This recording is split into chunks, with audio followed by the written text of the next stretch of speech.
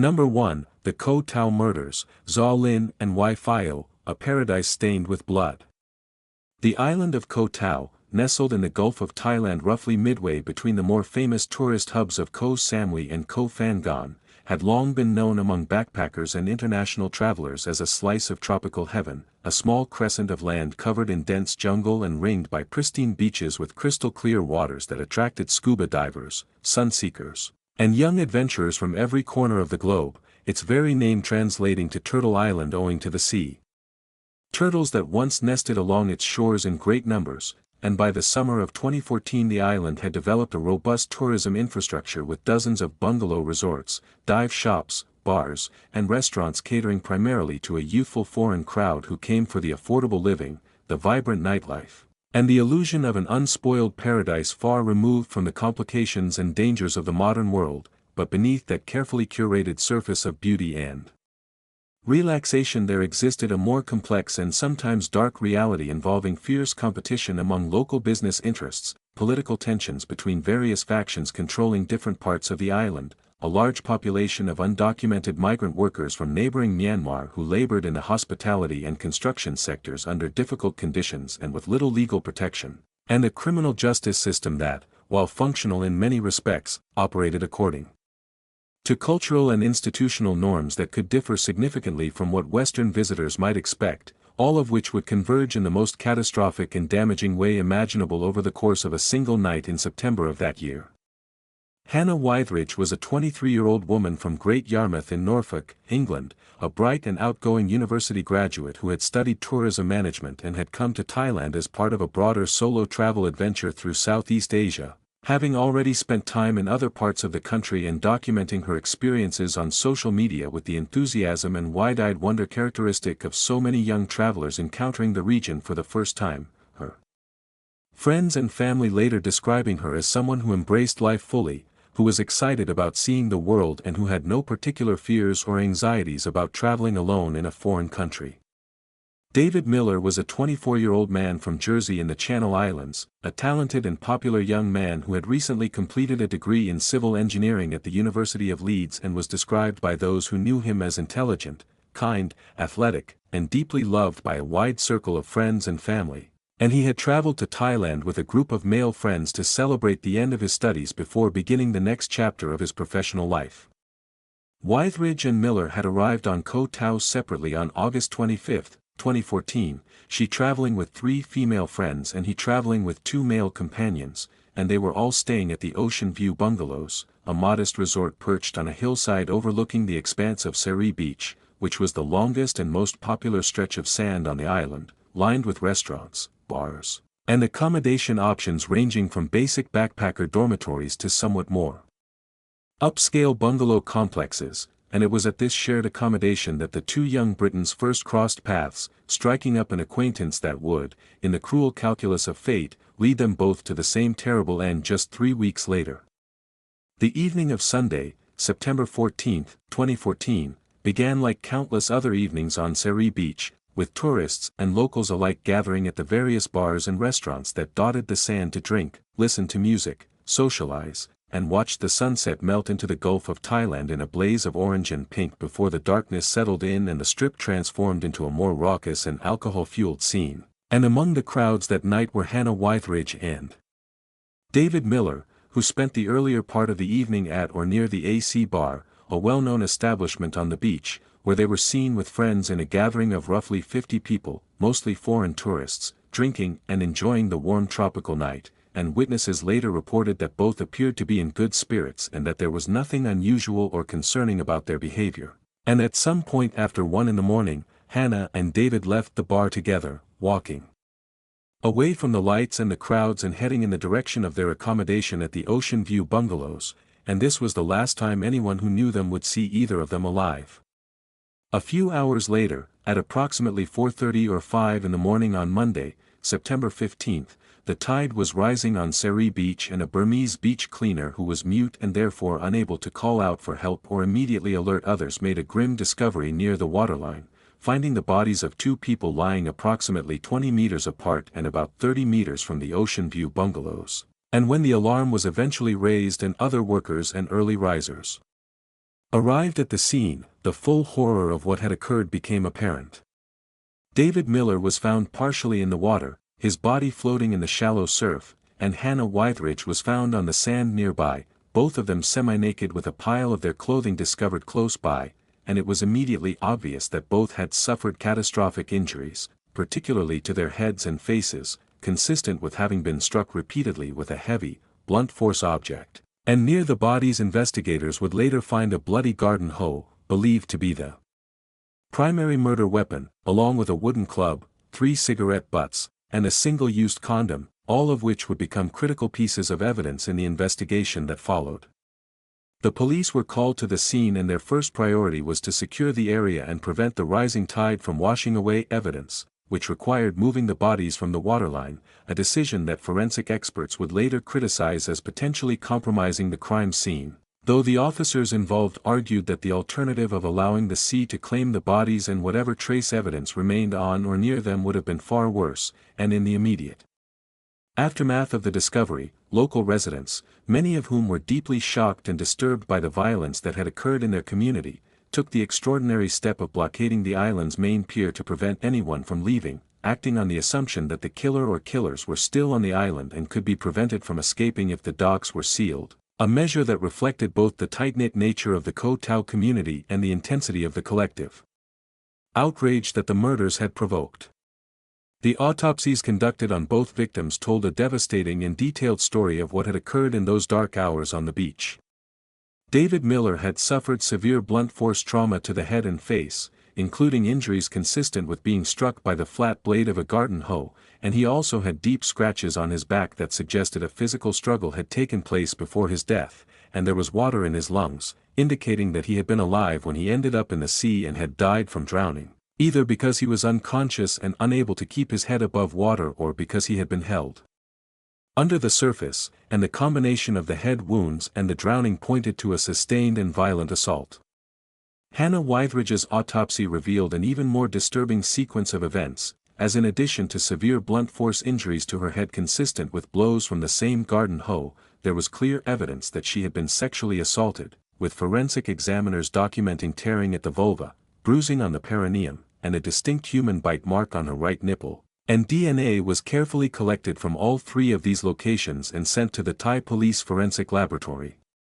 for analysis.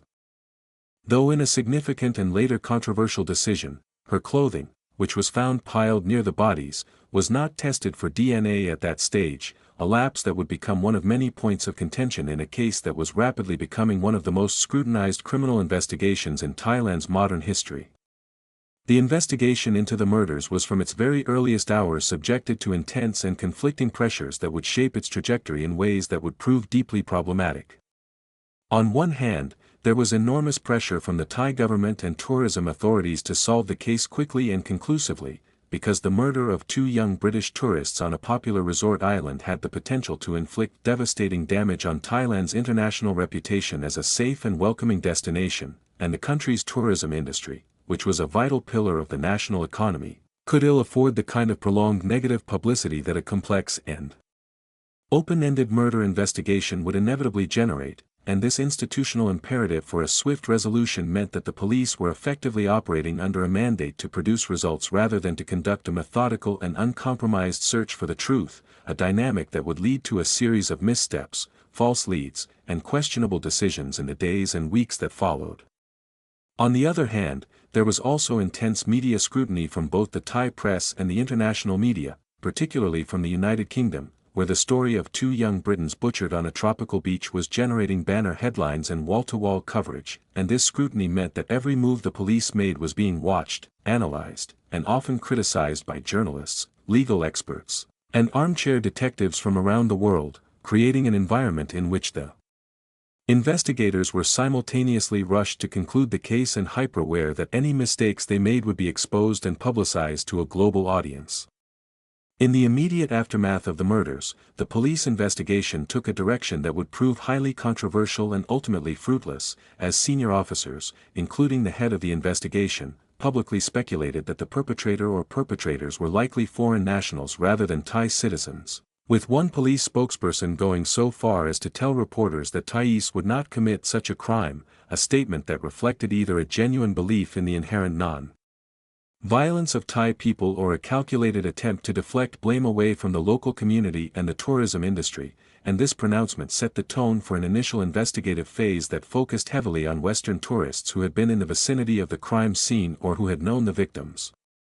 The first significant suspect to be publicly identified by the police was a British tourist who had shared a room with David Miller at the Ocean View bungalows, and investigators characterized the case as a potential crime of passion, suggesting that this individual might have had a romantic interest in Hannah Wytheridge that had led to a violent confrontation, and this theory was broadcast widely in the media, and the named suspect became the subject of a nationwide manhunt in Thailand, with his photograph distributed to police stations across the country and border checkpoints placed on high alert, only for the lead to collapse almost as quickly as it had emerged when the suspect, who had by this point left Thailand and returned to the United Kingdom, was cleared of any involvement, and the police were forced to issue a public retraction and apology, an episode that deeply damaged the credibility of the investigation in the eyes of both the international media and the general public. Over the following days, the police continued to name new suspects at a rate of roughly one every other day, including various foreign nationals and individuals connected to the victims, but none of these leads produced any concrete evidence or resulted in any charges, and the investigation appeared to be floundering in a cycle of speculation, public relations mismanagement, and growing public frustration. And behind the scenes, the methods being used to gather information were coming under severe criticism from human rights organizations and migrant worker advocacy groups, as reports emerged that Burmese migrant workers on the island were being rounded up en masse for questioning and that some of those interrogated had been subjected to physical abuse, including being scalded with boiling water. Allegations that the police flatly denied but that were documented by local aid organizations and reported in the international press, adding another layer of controversy to an investigation that was already hemorrhaging credibility. The breakthrough in the case, such as it was, came not from any brilliant piece of detective work but from a review of closed-circuit television footage from cameras located at a 7-Eleven convenience store and along roads near the crime scene, and according to the prosecution's subsequent presentation of the evidence, this footage showed 3 individuals riding together on a single motorcycle, stopping at the 7-Eleven to purchase beer and cigarettes, and then proceeding in the direction of Seri Beach at approximately the time the murders were believed to have occurred, and additional footage from a camera closer to the crime scene appeared to show one of the 3 men running into a shortcut near the location where the bodies would later be found, and this visual evidence provided the first concrete thread that investigators could follow, and it led them to a man known as Mau Mau, who was identified as one of the 3 individuals on the motorcycle and who lived in a residence near the shortcut shown in the footage. On October 1, 2 weeks after the murders, police interrogated Mau Mau, who told them that he had taken the motorcycle and separated from the other 2 men before the killings occurred, and that by the time he returned home, both of his companions were already asleep, and the police then went to the shared accommodation the next day and found only one of the 2 remaining men present, a 22-year-old named Zaw Lin, and following an interrogation during which Zaw Lin reportedly admitted that he had entered Thailand illegally from Myanmar, he was placed under arrest and his clothes and the motorcycle were seized as evidence, and the second man, a 22-year-old named Wai Phio, who was also known by the name Win Zaw Tun, was believed to have fled the island by boat on the night of the arrests, but he was found hiding on the vessel the following day, October 2, and was also taken into custody. And with these 2 arrests, the police announced that they had solved the Koh Tao murders and that the 2 Burmese migrant workers were the killers. Both Zaw Lin and Wai Phio were 22 years old and were from Rakhine State in western Myanmar, a region that had been plagued by ethnic conflict, poverty, and displacement for decades, driving many young men to seek work in neighboring Thailand, where they often labored in low-wage sectors of the economy, including construction, agriculture, and hospitality, and both men had been working in Koh Tao's tourism industry at the time of their arrest, and neither had any prior criminal record in either Thailand or Myanmar, facts that would be emphasized by their defense team during the subsequent trial as evidence that they were not violent individuals and that the prosecution's narrative of them as brutal killers was fundamentally at odds with their backgrounds and histories. The announcement of the arrests was met with deep skepticism by large segments of both the international and Thai public, as the investigation had by this point accumulated such a long record of missteps, false leads, and credible allegations of abuse that many observers regarded the identification of two undocumented Burmese migrant workers as suspects less as a triumph of detective work and more as a convenient scapegoating of the most vulnerable and least powerful members of Koh Tao's society, individuals who had no legal standing in Thailand, limited access to legal representation, and no effective voice with which to challenge the narrative being constructed by the police and prosecution, and this skepticism was amplified by the fact that the DNA evidence collected from Hannah Withridge's body, which was widely regarded as the most objective and potentially decisive piece of physical evidence in the case, had not at the time of the arrests been conclusively linked to either defendant, with the police instead relying primarily on the CCTV footage and the defendant's alleged confessions as the foundations of their case. The confessions themselves became an immediate and central point of controversy, as both Zhao Lin and Wai Phio initially told investigators that they had confessed under duress, claiming that they had been subjected to physical abuse during interrogation, including being beaten, deprived of sleep, and threatened with violence, and while the police denied these allegations, the earlier reports of mistreatment of Burmese migrant workers during the investigation lent considerable credence to the defendants' claims, and the defense team and international human rights organizations argued that any statements obtained under such conditions were inherently unreliable and should be inadmissible, and this dispute over the voluntariness and reliability of the confessions would become one of the defining issues of the trial. The trial of Zhao Lin and Wai Phio took place on the nearby island of Koh Samui, where the provincial court had jurisdiction, beginning in July 2015 and continuing through December of that year, and the proceedings were followed closely by media from around the world, with particular attention from the British press, which had been covering the case intensively since the murders. And the courtroom itself was a study in the tensions and inequalities that defined the case, with the two Burmese defendants sitting in the dock behind a cage, as is customary in Thai courts, with limited access to their legal team, which consisted of Thai lawyers appointed by the court and assisted by a legal aid organization that represented Burmese migrants in Thailand, facing a prosecution team backed by the full resources of the Thai state and a panel of judges who would determine both guilt and sentencing, as Thailand does not use jury trials for criminal cases. The prosecution's case rested on several pillars, the first being the CCTV footage showing three men on a motorcycle traveling in the direction of the crime scene on the night of the murders, with the prosecution arguing that Zhao Lin and Wai Phio were two of those men and that their movements placed them at the location where the bodies were found at the relevant time, and the second being the DNA evidence, with prosecutors telling the court that DNA profiles obtained from samples taken from Hannah Withridge's body matched the DNA profiles of the two defendants, a finding that, if accepted by the court, would place both men at the scene and directly link them to the sexual assault, and the third pillar was the defendant's alleged confessions, which the prosecution presented as evidence of guilt despite the defense's vigorous objections regarding the circumstances under which they had been obtained, and additionally, the prosecution presented testimony about the murder weapon, the bloody garden hoe found near the bodies, and argued that the defendants had used it to inflict the fatal injuries. The defense team mounted a comprehensive challenge to every element of the prosecution's case, arguing that the CCTV footage was of poor quality and did not clearly identify the defendants as the individuals on the motorcycle, that the DNA evidence had been handled improperly and that the chain of custody was compromised, that the confessions had been coerced and were therefore worthless, and that the police had failed to investigate other potential suspects adequately, including the individual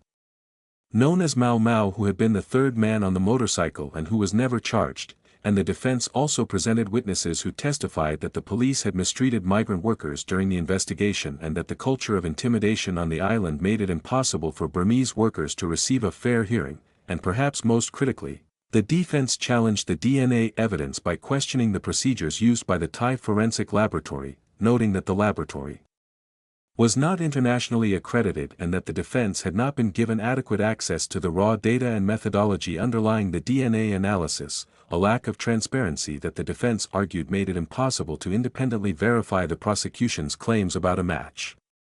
The trial also heard testimony about the broader context of life on Koh Tao for Burmese migrant workers, painting a picture of a marginalized population that lived in constant fear of arrest and deportation, that had limited access to legal protections, and that was widely regarded by both locals and foreign tourists as an invisible and expendable underclass. And this contextual evidence was intended to support the defense's argument that Zhao Lin and Wei Fao had been selected as suspects not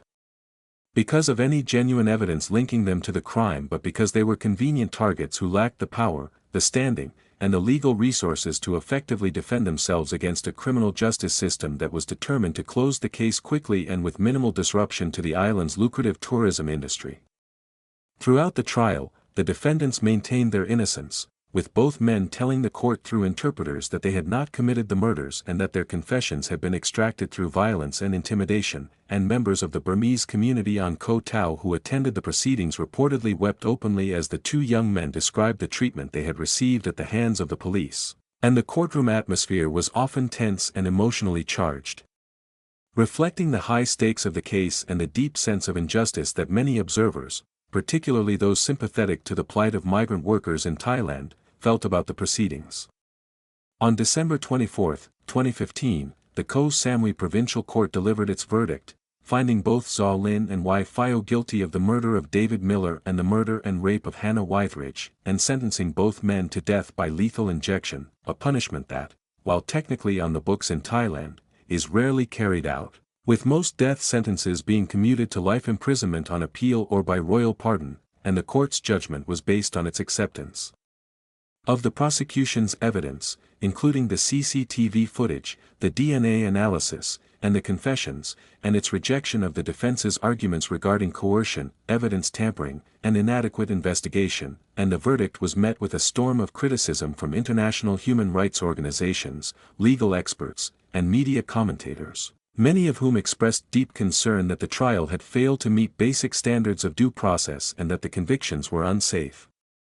The defendant's legal team immediately filed an appeal, and the case moved to the Thai Court of Appeal, where the defense presented additional arguments challenging the reliability of the DNA evidence and the handling of the crime scene, and pointing to what they argued were significant inconsistencies and errors in the prosecution's forensic analysis, and in April 2017, the Court of Appeal upheld the convictions and death sentences, finding that the evidence was sufficient to sustain the guilty verdicts and that the defense's challenges to the forensic evidence were not persuasive enough to overturn the lower court's findings, and the defense then petitioned the Thai Supreme Court, which in August 2019 also upheld the convictions and death sentences, exhausting the defendant's legal options within the Thai judicial system. The Koh Tao murders case had by this point become one of the most controversial and internationally scrutinized criminal cases in Thailand's history, and its impact extended far beyond the fate of the two convicted men, as it had exposed and amplified long-standing concerns about the treatment of migrant workers in Thailand, the reliability and transparency of the Thai criminal justice system, the influence of tourism industry interests on criminal investigations, and the vulnerability of foreign tourists in a country that markets itself as a safe and welcoming paradise but where the reality can be considerably more complex and dangerous. For the families of Hannah Withridge and David Miller, the case was an unending nightmare of grief, loss, and frustration, as they had been forced to navigate a foreign legal system thousands of miles from home, to grapple with the anguish of knowing that their loved ones had died in such brutal and senseless circumstances, and to live with the lingering doubts about whether the people convicted of the crimes were truly responsible. Doubts that had been sown not by any definitive evidence of innocence but by the sheer number of questions and irregularities that had surrounded the investigation and trial from the very beginning, and both families issued statements after the final appeal was rejected expressing their hope that the verdicts would bring some measure of closure but also acknowledging that the experience had left scars that would never fully heal. For the island of Koh Tao, the murders were a catastrophic blow to its reputation and its economy, as the intense media coverage had transformed the island's image from a tropical paradise to a place of danger and death, and tourism numbers declined sharply in the months and years following the killings, with many backpackers and tour operators removing Koh Tao from their itineraries and opting instead for other destinations perceived as safer, and the island acquired a dark and enduring nickname, Death Island, a label that its business owners and residents fought desperately to shake off but that clung to it with stubborn tenacity, fueled by the fact that Koh Tao had been the site of other suspicious deaths and disappearances of foreign tourists both before and after the Wytheridge and Miller murders, a pattern that some observers attributed to the island's unique combination of a large transient population, a powerful and sometimes opaque local establishment, limited policing resources, and a geography that made it easy to dispose of evidence or a body in the surrounding ocean. For the Burmese migrant worker community in Thailand, the case was a stark and terrifying illustration of their vulnerability within the Thai legal system, as the conviction of two of their own on what many believed to be flimsy and tainted evidence sent a clear message that undocumented workers could be arrested, abused, convicted, and sentenced to death with relatively little regard for due process or the principle of innocence until proven guilty, and migrant worker advocacy organizations cited the Koh Tao case as a prime example of the systemic injustices that Burmese workers faced in Thailand and called for comprehensive reforms to the way migrant workers were treated by both the police and the courts, reforms that have been slow in coming and that remain a subject of ongoing advocacy and negotiation between the two countries. As for Zaw Lin and Wai Phio, they remain on death row in a Thai prison, their lives suspended in a state of legal and moral limbo, as Thailand has not carried out an execution since 2018, when the government enacted a de facto moratorium on capital punishment as part of a broader shift in its approach to criminal justice, and it is possible that their death sentences will eventually be commuted to life imprisonment through a royal pardon, a process that is not uncommon in Thailand,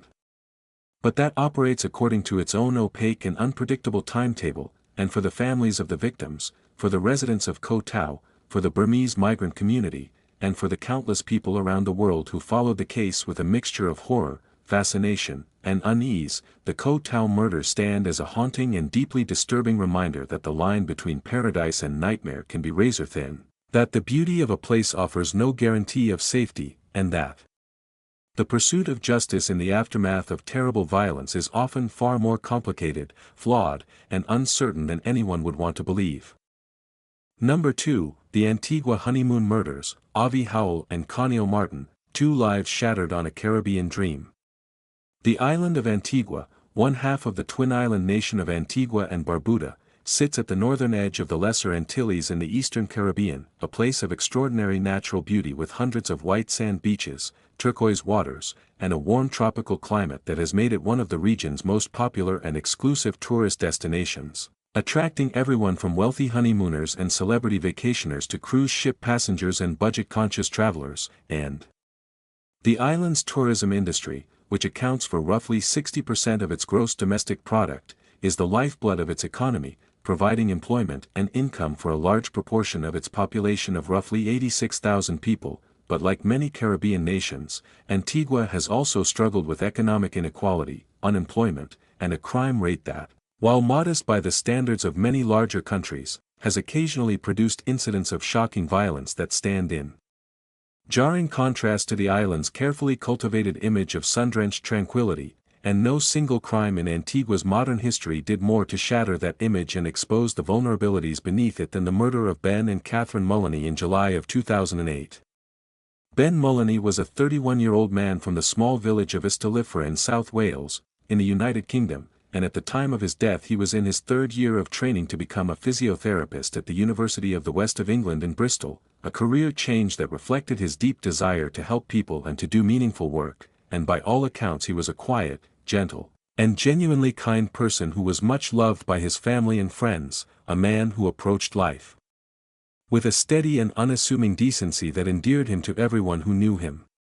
Catherine Mullany, also 31, had grown up just a few miles away from Ben in the neighboring village of Sillybebble, and the two had known each other since childhood, their relationship deepening over the years from friendship into romance and eventually into a partnership that their families described as one of those rare and effortless bonds that seemed entirely natural and right. And Catherine was a doctor, a pediatrician who was training to become a general practitioner, a profession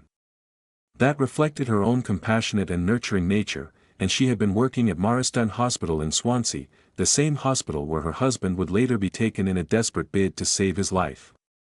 Ben and Catherine were married on July 12, 2008, at St. John the Evangelist Church in Sillybebble, in a ceremony that was described by those who attended as joyful, intimate, and filled with the kind of quiet happiness that comes from two people who are absolutely certain that they are meant to spend their lives together. And the wedding was followed by a reception at a local venue where family and friends celebrated the couple's union with the particular warmth and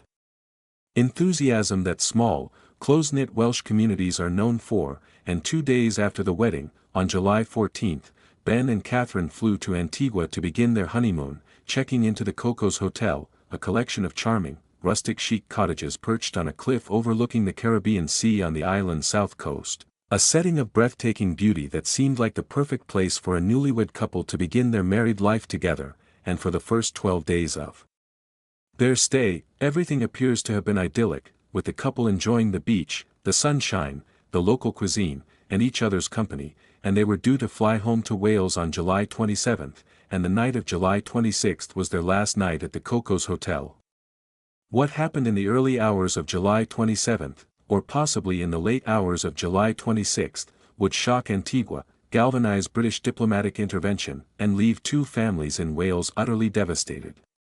Ben and Catherine were discovered in their honeymoon cottage, both having suffered gunshot wounds, and the initial assessment by local police was that the couple had been the victims of a botched robbery, with one or more intruders having entered their cottage intending to steal valuables and, when confronted by the occupants or when the robbery did not go as planned, resorting to lethal violence. And Catherine had been shot in the head and was pronounced dead at the scene, while Ben had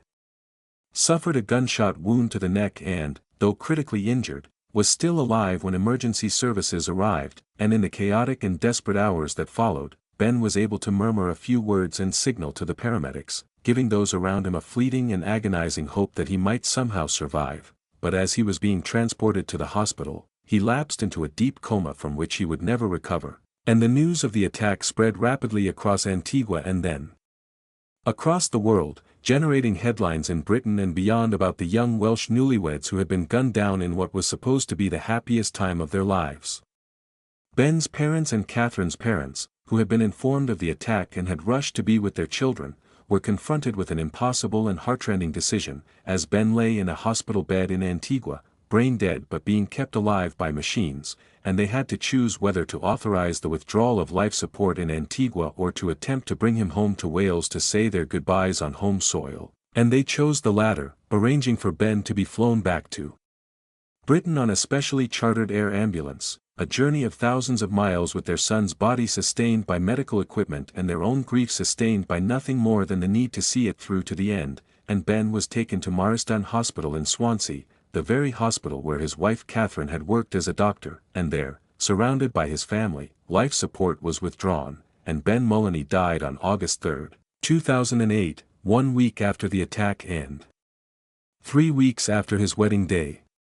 The investigation into the murders was led by the Royal Antigua and Barbuda Police Force, working in close cooperation with Scotland Yard, which dispatched a team of experienced detectives to assist with the inquiry, a reflection of the high-profile nature of the case and the intense diplomatic interest that the British government was taking in ensuring that the killers were brought to justice, and the cooperation between the two police forces was generally regarded as productive, though it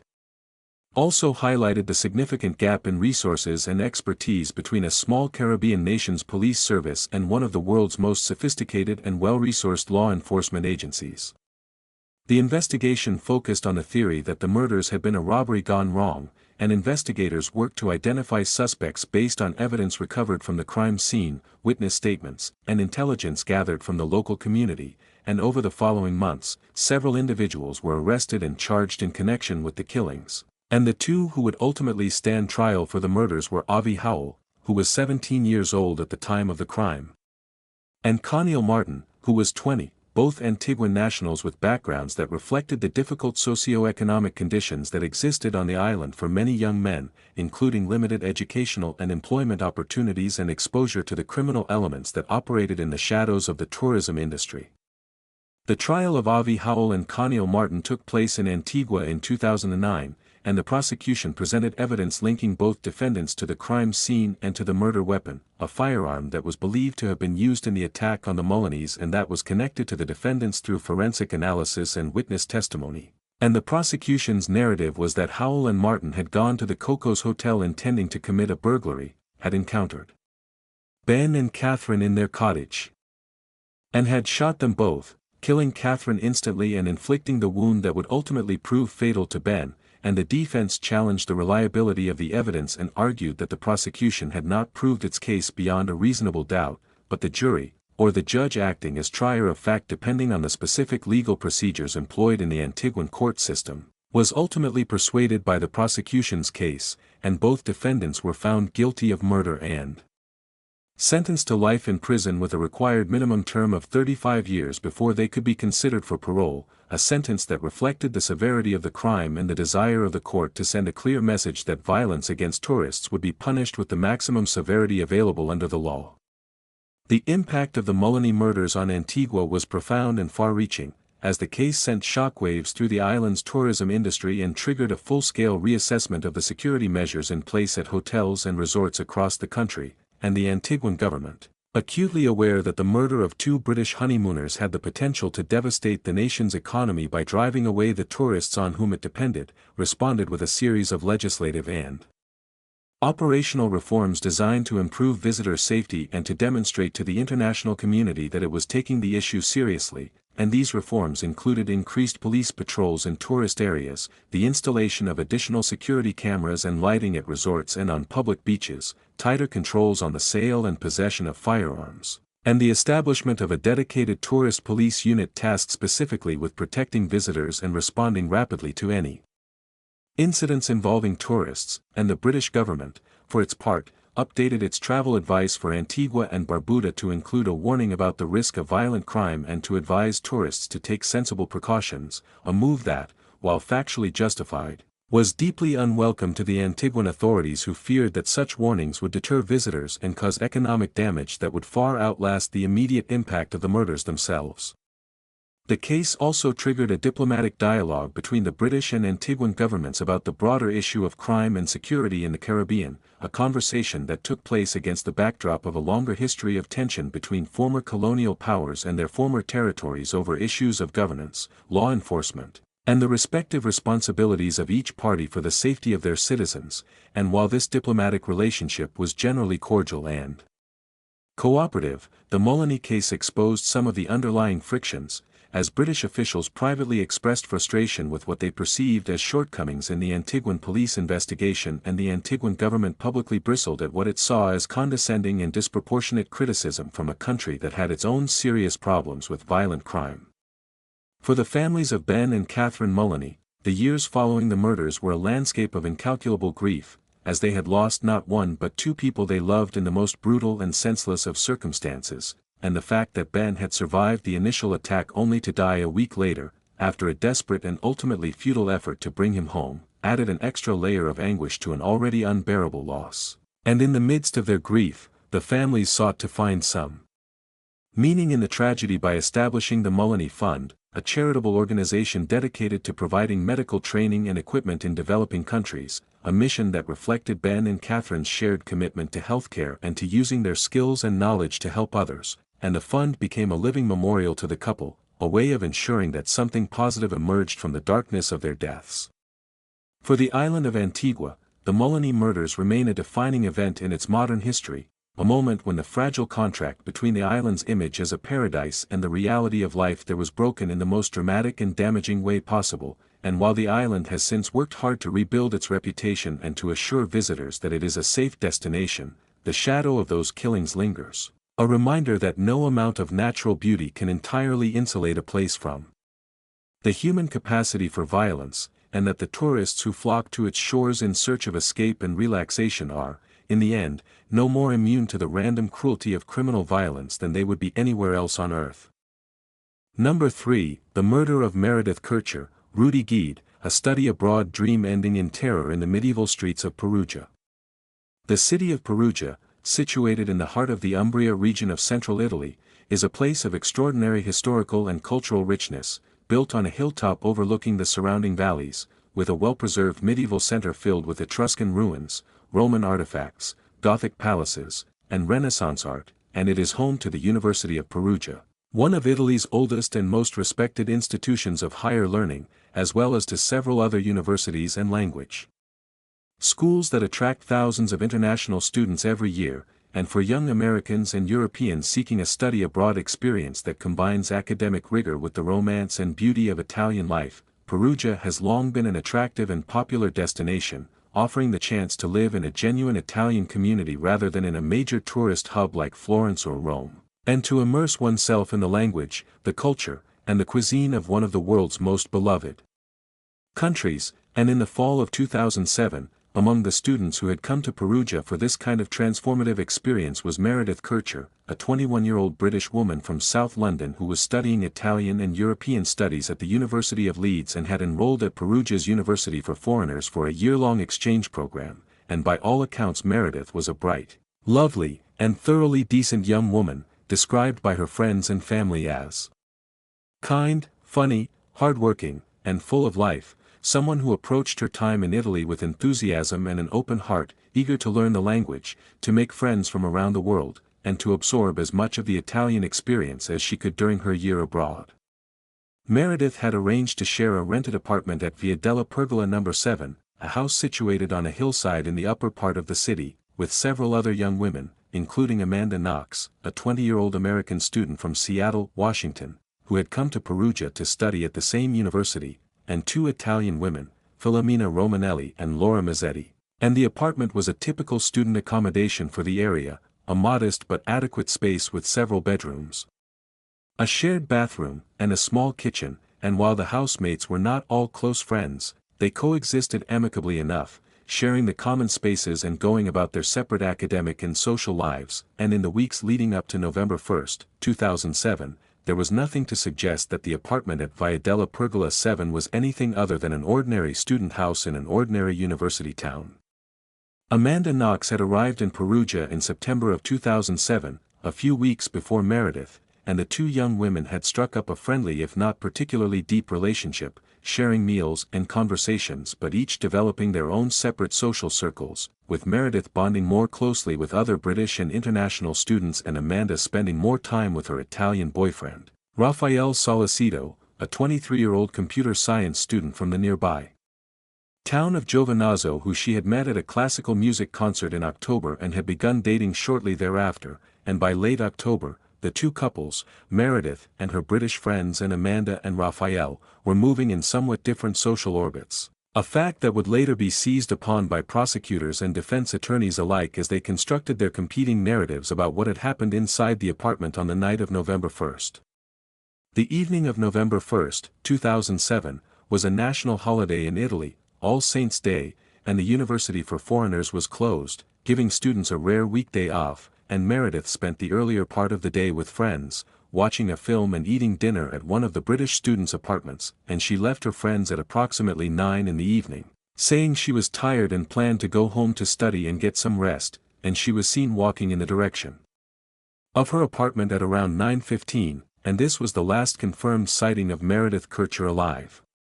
The following morning, November 2, Amanda Knox returned to the apartment after spending the night at Raffaele Solicito's place, and she later said that she had noticed what she thought were spots of blood in the bathroom, that she had taken a shower anyway because she thought the blood might have been from a menstrual accident involving one of her Italian housemates, and that she had returned to Raffaele's apartment and told him what she had seen, and the two of them then went back to the Via della Pergola apartment together, and when they arrived, they found that the front door was open, that there were additional spots of blood in the bathroom, that a window in one of the bedrooms had been broken, and that the room appeared to have been ransacked, with clothes and belongings strewn about, and when they tried to enter Meredith's bedroom, they found the door locked, and Amanda Knox called out for Meredith but received no response, and Raffaele Solicito then called his sister, who was a police officer in the Carabinieri, to ask for advice, and he was told to call the regular police, which he did, and in the meantime, Filomena Romanelli, one of the Italian housemates, arrived at the apartment with her boyfriend and some friends, having been contacted by Amanda Knox, and when they discovered that Meredith's door was locked and no one could get a response from inside, Filomena became increasingly alarmed and insisted that the door be broken down, and a postal police officer who had arrived at the scene in response to an unrelated report about a found mobile phone broke down the door, and what they found inside would traumatize everyone present and launch one of the most controversial, heavily publicized, and internationally divisive criminal cases of the 21st century. Meredith Kircher was lying on the floor of her bedroom, partially covered by a duvet, and she had been brutally attacked, with her throat having been cut with a knife, causing massive hemorrhaging, and she had also suffered numerous other injuries, with the eventual autopsy report documenting more than 40 wounds on her body, including bruises, abrasions, and defensive cuts on her hands that indicated she had fought desperately for her life, and the room was covered in blood, and a broken window in the adjacent bedroom, which initially appeared to be evidence of a break-in, would later become a central point of forensic and legal dispute.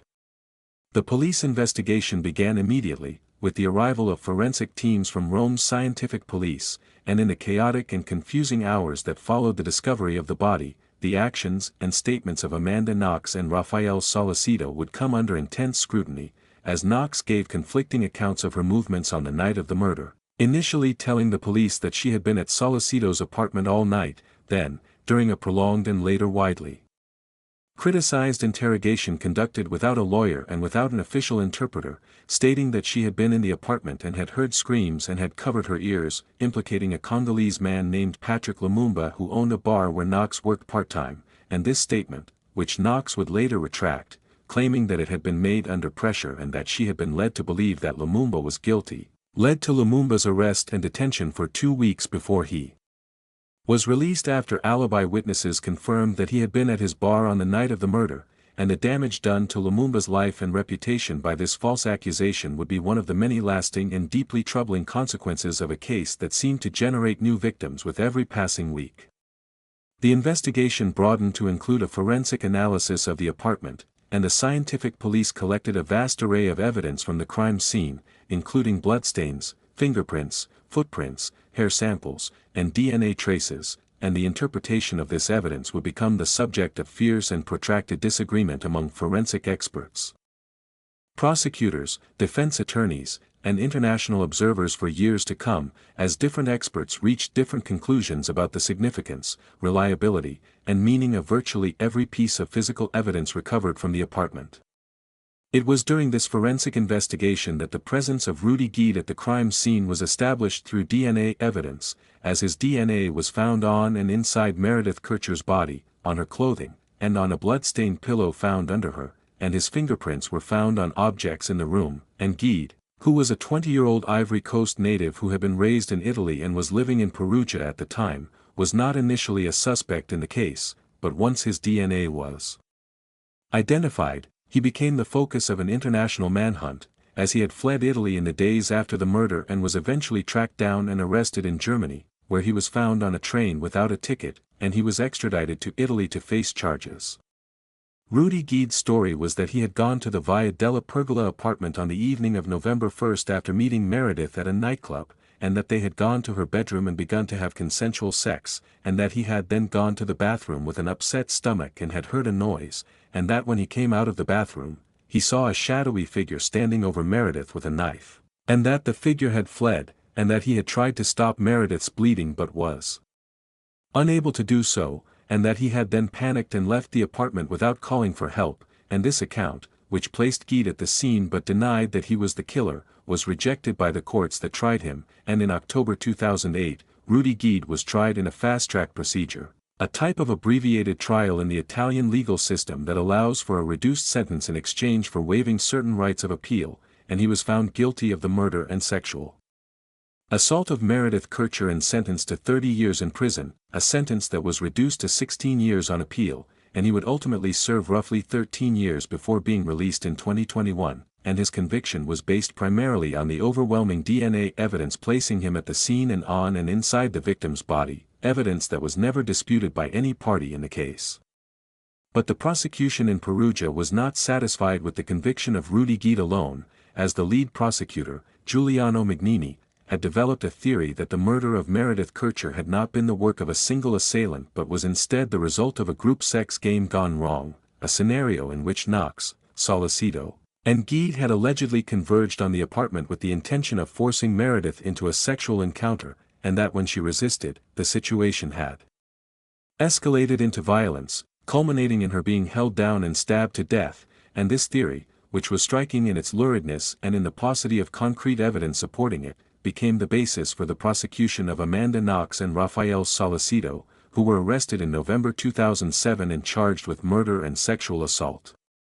The trials of Knox and Sollecito were a spectacle of almost unprecedented proportions, generating media coverage that rivaled and at times exceeded that of major international political events, as the case combined a set of elements that were catnip for the global media: a young, attractive female defendant, a gruesome murder in a picturesque foreign setting, conflicting forensic evidence, cultural clashes between the American and Italian legal systems, and a prosecution narrative that involved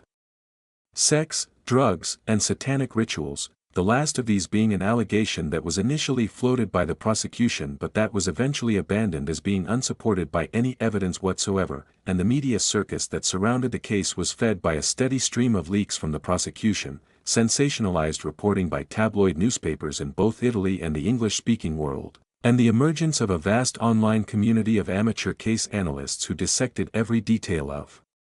the evidence and the proceedings with a fervor and a certainty that often bore little relation to the actual state of the evidence. The prosecution's case against Knox and Sollecito relied heavily on forensic evidence that was presented as linking them to the crime scene, including a knife found in Rafael Sollecito's kitchen that was alleged to be the murder weapon and that had a trace of DNA on the blade that the prosecution claimed matched Meredith Kircher's DNA profile, and a bra clasp recovered from Meredith's bedroom that was alleged to carry Rafael Sollecito's DNA, and mixed traces of Knox's and Kircher's DNA in a bathroom and in a bucket used to clean the floor, and footprint evidence that was alleged to match the defendants, and the prosecution also presented behavioral evidence, arguing that Knox's actions and statements after the murder, including her false accusation of Patrick Lumumba, her perceived lack of emotion, and her cartwheels and stretching in the police station waiting room, were indicative of guilt, and this behavioral evidence, which was entirely subjective and had no scientific basis, was seized upon by the media and by the prosecution as proof of Knox's alleged callousness and depravity, contributing to a narrative about her character that proved remarkably resistant to factual correction. The defense teams for Knox and Sollecito mounted vigorous challenges to every element of the prosecution's case, bringing in independent forensic experts from around the world to challenge the reliability of the DNA evidence, arguing that the knife sample was too small to be reliably attributed to Meredith Kircher, that the bra clasp had been handled improperly and had been left on the floor for weeks before being collected, compromising any DNA evidence it might have carried, and that the mixed DNA traces in the bathroom were entirely consistent with the normal cohabitation of two women who shared a bathroom, and the defense also challenged the narrative of a group sex game, pointing out that there was no evidence whatsoever that Knox, Sollecito, and Gide had ever met before the night of the murder, that no motive for such an organized crime had been established, and that the prosecution's theory was a fantasy constructed from prejudice and speculation rather than from evidence. And the defense further argued that the break-in through the broken window, which the prosecution claimed had been staged by Knox and Sollecito to simulate a burglary by an outside intruder, was in fact a genuine break-in, as the glass from the broken window had been found scattered in a pattern consistent with someone throwing a rock through it from the outside, and the point of entry was accessible from a ledge below the window that could be reached by climbing an external wall, a route that was demonstrated to be feasible by a defense consultant. In December 2009, after a trial that had lasted for nearly a year, the court found Amanda Knox and Rafael Sollecito guilty of murder and sexual assault, and Knox was sentenced to 26 years in prison and Sollecito to 25, and the verdicts were met with a mixture of satisfaction and outrage, with the prosecution and many in the Italian media hailing the decision as a triumph of justice, while Knox's and Sollecito's families and a growing chorus of international observers expressed shock and dismay at what they saw as a catastrophic miscarriage of justice based on unreliable evidence and a prejudicial prosecution narrative, and the case entered what would prove to be a long and tortuous appellate process, as Knox and Sollecito appealed their convictions, and in October 2011, an appellate court in Perugia, presided over by Judge Claudio Pertillo Hellman, acquitted both defendants, citing the weakness and unreliability of the forensic evidence and the complete absence of any credible motive, and the court's decision was scathing in its assessment of the original trial, with the judges essentially concluding that Knox and Sollecito had been wrongfully convicted on the basis of evidence that did not meet the most basic standards of reliability, and Amanda Knox was released from prison and returned to the United States, and Rafael Sollecito was also freed, and it appeared that the nightmare was over. But it was not over, as the Italian prosecution appealed the acquittal to Italy's highest court, the Court of Cassation, which in March 2013 overturned the acquittal and ordered a new trial, a decision that was based not on new evidence but on procedural grounds, specifically the appellate court's alleged failure to adequately consider all of the evidence in the case. And the new trial took place in Florence in 2013 and 2014, and in January 2014, the Florence court reinstated the guilty verdicts, sentencing Knox to 28.5 years and Solicito to 25 years, and Knox, who had remained in the United States and had become a cause célèbre for advocates of the wrongfully convicted, was again a convicted murderer in the eyes of the Italian courts, though she was beyond the reach of Italian authorities as long as she remained on American soil, and Solicito, who was in Italy, had his passport confiscated and was placed under strict travel restrictions. Finally, in March 2015, the Italian Court of Cassation issued its definitive ruling on the case, and it fully acquitted Amanda Knox and Rafael Solicito, overturning the Florence court's convictions and bringing the legal proceedings against them to a permanent end, and the court's reasoning was clear and unequivocal. The evidence against Knox and Solicito did not meet the standard required for a conviction. The forensic evidence was unreliable, and no credible motive or scenario had been established that placed them at the scene of the crime or involved them in Meredith Kercher's murder, and the court's decision was widely seen as a vindication of the defense's position and a repudiation of the prosecution's theory of the case, though it came after 8 years of legal proceedings that had consumed a vast amount of public resources, devastated the lives of the defendants and their families, and inflicted additional pain on Meredith Kercher's family, who had been forced to endure the seemingly endless cycle of trials, appeals, and media frenzies that the case had generated. For the Kercher family, the case was an unending agony, as they had lost a beloved daughter and sister in the most horrific of circumstances and had then been subjected to years of legal drama, media attention, and public speculation that prevented them from ever achieving the closure that they deserved, and while they accepted the final verdict of the Italian courts, the family's statements over the years reflected a profound sense of loss and frustration that the truth about what happened to Meredith in that room in Perugia had been obscured and distorted by the circus that surrounded the investigation and trials, and for the city of Perugia, the case was a wound that took years to heal, as the international attention had transformed the city from a charming and peaceful university town into a symbol of judicial dysfunction and media excess, and for the broader international community, the case served as a cautionary tale about the dangers of trial by media, the fallibility of forensic evidence, and the devastating consequences of a criminal justice system that allows prejudice, speculation, and institutional inertia to override the requirements of evidence and due process. Rudy Gide, the only person definitively convicted of Meredith Kercher's murder, completed his sentence and was released from prison in 2021, having served roughly 13 years, and his release prompted a fresh wave of public discussion and debate about the case, with many observers continuing to question whether he had acted alone or whether others had been involved and escaped justice, a question that, given the definitive acquittal of Knox and Solicito, the Italian courts had effectively answered by finding that no evidence existed to support the involvement of anyone other than Gide, though the absence of definitive answers about every aspect of the crime means that the case will likely continue to be debated and analyzed for years to come, a dark and enduring shadow over the beautiful city of Perugia and over the lives of everyone touched by the tragedy. Number 4, the disappearance and murder of Natalie Holloway, Joran van der Sloot, an Aruban beach that became a symbol of every parent's worst nightmare. Aruba, a small island of roughly 70 square miles situated in the southern Caribbean Sea just off the coast of Venezuela, is a constituent country of the Kingdom of the Netherlands, and it is one of the most prosperous and politically stable islands in the region, with a well-developed tourism infrastructure, excellent hotels and resorts, beautiful beaches, and a reputation for safety and order that has made it a perennial favorite among American and European vacationers, and the islands. Crime rate is generally low, particularly by the standards of the Caribbean, and violent crime against tourists is rare, which is why what happened to Natalie Holloway in May of 2005 sent such a profound shock through the island's community and its tourism industry, and why the case would go on to become one of the most heavily publicized missing persons cases in modern history. Natalie Holloway was an 18-year-old woman from Mountain Brook, Alabama, a wealthy suburb of Birmingham, and she had just graduated from Mountain Brook High School, a prestigious public school known for its academic excellence and its affluent student body, and to celebrate her graduation, Natalie was part of a group of approximately 124 classmates who had traveled to Aruba for a 5-day senior trip, a chaperoned but relatively loosely supervised vacation that was a common tradition at the school and that was intended as a safe and fun way for the graduates to mark the end of their high school years before heading off to college, and Natalie, who was described by everyone who knew her as a bright, responsible, kind, and level-headed young woman, was planning to attend the University of Alabama on a full academic scholarship in the fall, and she was, by all accounts, not a risk-taker or a thrill-seeker but a grounded and mature teenager who was excited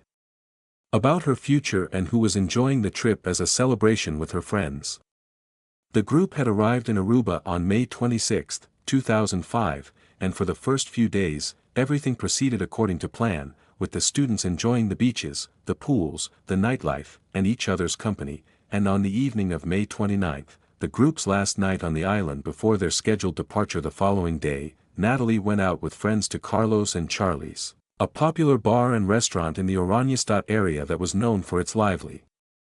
atmosphere and its appeal to young tourists, and it was at this bar that Natalie was seen talking to and eventually leaving with a young man named Joran van der Sloot, a 17-year-old Dutch national who was living in Aruba at the time because his father, Paulus van der Sloot, was a lawyer and judge in training from the Netherlands who had been appointed to a position in the Aruban legal system, and Joran was tall, athletic, and articulate, a regular at Carlos and Charlie's and other establishments that catered to young tourists, and he was later described by various people who knew him as charming, arrogant, manipulative, and deeply troubled, a young man who moved in the orbit of the island's small expatriate Dutch community and who had a reputation for pursuing and sometimes preying on young female tourists, though no one had ever reported him to the authorities for any criminal behavior prior to the night he met Natalie Holloway. Natalie was seen leaving Carlos and Charlie's in the company of Joran van der Sloot and two of his friends, Deepak and Satish Kalpo, in a car at approximately 1:30 in the morning on May 30, and this was the last confirmed sighting of Natalie Holloway alive, and when she failed to appear for her group's scheduled departure to the airport later that morning, her friends and chaperones initially assumed that she had overslept or that there had been some miscommunication, but when repeated attempts to locate her proved unsuccessful and she did not answer her mobile phone, alarms set in, and the chaperones contacted the Aruban police and the hotel, and a search was launched that would ultimately consume the resources of the Aruban authorities, the FBI, Dutch forensic experts, and countless private investigators and volunteers for months and years to come. Joran van der Sloot was initially questioned by the Aruban police along with the Kalpo brothers, and he told them that he and Natalie had driven to a beach near the northwestern tip of the island, the California Lighthouse area, where they had kissed and engaged in some intimate contact, and that he had then dropped her off at her hotel at around 2 in the morning, and he said that as she was getting out of the car, she had been approached by a dark-skinned man in a black shirt who had spoken to her, and that he had driven away assuming she was safe, and this account was supported in its essentials by the Kalpo brothers, though their statements would later change in ways that would add to the confusion and suspicion surrounding the case, and the Aruban police, acting on this information, searched the area around the hotel and reviewed security camera footage, and the footage did not show Natalie being returned to the hotel, contradicting van der Sloot's account and raising the first serious questions about his honesty. Over the following days and weeks, the investigation became increasingly focused on van der Sloot and the Kalpo brothers, and all three were arrested and detained at various points, though they were released each time due to what the Aruban authorities described as a lack of sufficient evidence to hold them, and this pattern of arrest and release became a source of enormous frustration for Natalie's family, particularly her mother, Beth Twitty, who had traveled to Aruba immediately upon learning of her daughter's disappearance and who became a tireless and formidable advocate for the investigation, appearing constantly on American television news programs to pressure the Aruban authorities and to keep the case in the public eye, and her relentless media campaign was remarkably effective in generating and sustaining public interest in the case, which dominated cable news coverage throughout the summer of 2005 and for months afterward, but it also created significant tensions between the Holloway family and the Aruban authorities, who felt that they were being unfairly criticized and scapegoated for a case that was inherently difficult to investigate because there was no body, no crime scene, and no direct evidence of a crime having been committed, a situation that, under Dutch law, which governs the Aruban legal system, made it extremely difficult to bring charges or to hold suspects for extended periods without meeting a relatively high threshold of evidence. The search for Natalie Holloway was one of the most extensive and intensive missing persons searches ever conducted, involving Aruban police and military personnel, FBI agents, Dutch Marines, volunteers from the local community, and privately hired search teams that used ground-penetrating radar, cadaver dogs, and dive teams to search beaches, vacant lots, the ocean floor, and even a landfill. But no trace of Natalie was ever found, not a single piece of clothing, not a strand of hair, not a bone fragment, and this complete absence of physical evidence was the central and seemingly insurmountable challenge of the case, as without a body or definitive proof that a crime had been committed, the legal system was constrained in its ability to act, and this frustration was compounded by a series of perceived investigative missteps, including the failure to secure the van der Sloot family home as a potential crime scene in the early days of the investigation, the failure to fully and promptly interrogate all suspects, and allegations that local authorities had treated Joran van der Sloot with a degree of deference because of his father's position in the legal establishment, allegations that were never conclusively proven but that fed a narrative of cover-up and incompetence that took hold in the American media and in the public imagination. Joran van der Sloot, for his part, became one of the most reviled figures in the world, a young man who was widely believed to have killed Natalie Holloway but who, because of the absence of evidence, had managed to avoid being charged with the crime, and over the years that followed, he gave a series of interviews to journalists in which he made various contradictory and often lurid statements about what had happened to Natalie, at one point claiming that she had died on the beach from a combination of alcohol and drugs and that he had disposed of her body with the help of a friend, at another point claiming that he had sold her into sexual slavery, and at still another point denying any knowledge of her fate, and these shifting and self-serving accounts, which he later retracted or claimed had been made under false pretenses, confirmed in the minds of many observers that he was a pathological liar who was hiding the truth about Natalie's disappearance, but they also made it virtually impossible to determine which, if any, of his statements contained any kernel of truth. In the years following Natalie's disappearance, the case faded from the headlines but never fully disappeared, as new developments periodically reignited public interest, including the release of secretly recorded conversations in which van der Sloot appeared to make incriminating statements, the discovery of what were alleged to be bone fragments on an Aruban beach that turned out not to be human, and the periodic emergence of new witnesses or new theories about what had happened, but none of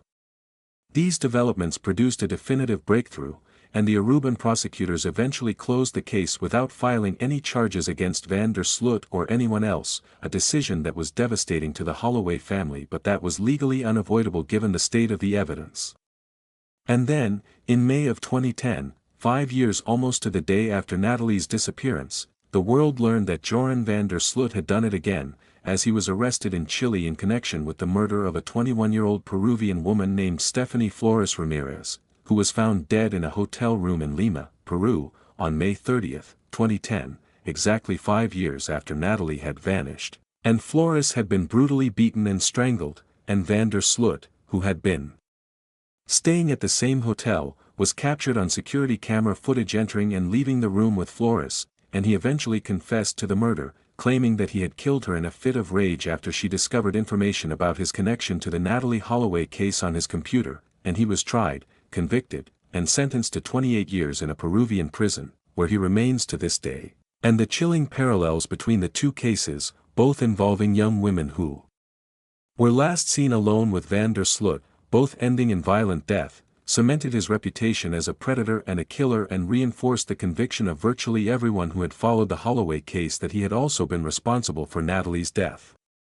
But a conviction for one murder does not constitute evidence for another, and it was not until 2023 that the legal system finally caught up with van der Sloot in connection with the Holloway case, though not in the way that many had expected or hoped, as he was not charged with murder, because the Aruban authorities still lacked the evidence to support such a charge even after all the years that had passed, but instead he was charged in a federal court in Birmingham, Alabama.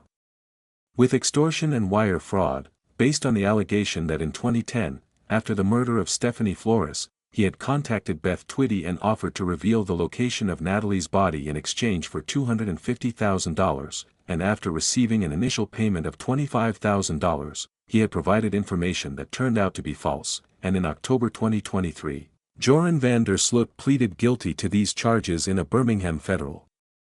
courtroom, and as part of his plea agreement, he confessed for the first time in a court of law to killing Natalie Holloway, telling the judge that he had beaten her to death on an Aruban beach on May 30, 2005, after she had resisted his advances, and that he had then disposed of her body in the ocean, and he was sentenced to 20 years in an American federal prison on the extortion and fraud charges, to be served concurrently with his Peruvian sentence, and while this conviction and confession did not constitute a formal murder charge and was criticized by some as an imperfect resolution, it provided the Holloway family with something they had been denied for 18 years, a direct, on-the-record admission from the man they had always believed was responsible for their daughter's death, acknowledging that he had taken her life and disposed of her body.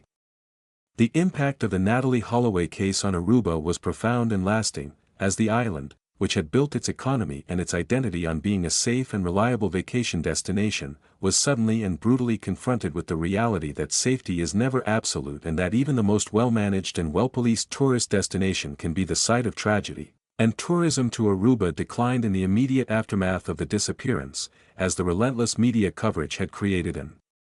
indelible association in the public mind between the island and the missing Alabama teenager. And while Aruba eventually recovered its tourism numbers, the Holloway case remains a reference point in any discussion of the risks and realities of travel to the Caribbean, a cautionary tale that is cited whenever the safety of tourists in foreign destinations is debated, and for the Holloway family, the case destroyed not only Natalie's life but the lives of those who survived her, as her parents'